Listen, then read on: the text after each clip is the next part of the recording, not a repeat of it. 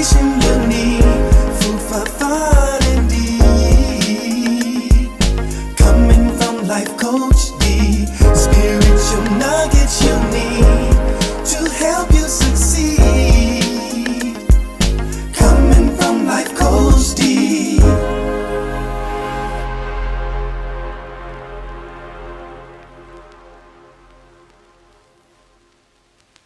Okay. Celebrating 30 years of service, community service, athletics, sports, whatever.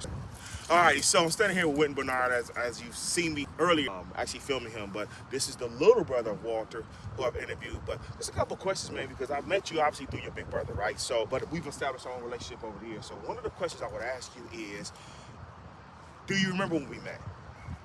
Not the exact moment, but I just remember you from a young age and the impact you had on me.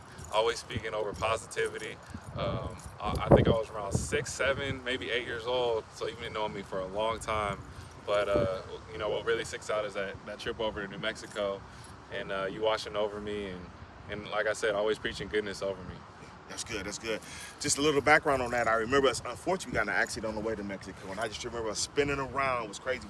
That's a whole nother story, but I remember just grabbing Wynton. It was as if at that moment, it was like, okay, this is another one of my little brothers I need to hold on to. And so I think that's one of the things that's kind of propelled our relationship outside of your big brother's relationship.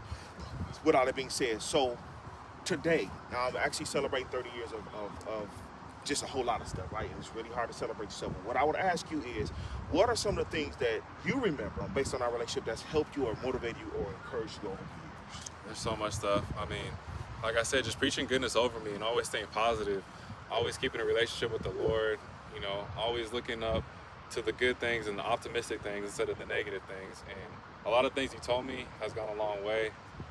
I'm so thankful for that. But one of the biggest things I said is, you know, is preaching goodness, you know, like always looking at my heart and being a good person. And I think that's helped me in all my life, from youth to middle school, high school to now, is just like being a good person.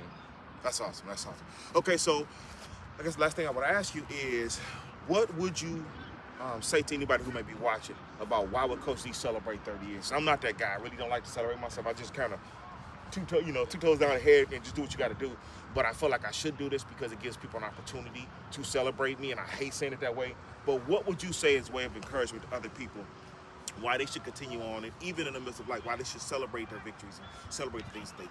What would you say? I say we get caught up a lot of times and we don't get to celebrate our victories. We come a long way, and for you especially, it's so good to celebrate this because look at the impact you've had on not just me, my brother, but there's so many people. I mean, the list goes on. And if you forget to celebrate those wins, it's like you never give yourself any credit. And at the end of the day, we gotta push ourselves forward, but we gotta give ourselves some credit. And so it's super important to celebrate those wins. So anybody who's listening or watching, make sure you celebrate those small wins, because even every small victory is a victory at the end of the day. That's good. Appreciate you. Appreciate you. Let's love always, right? All right.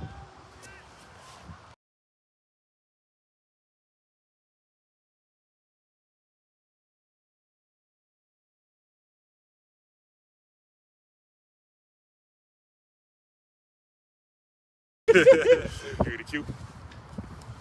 We good?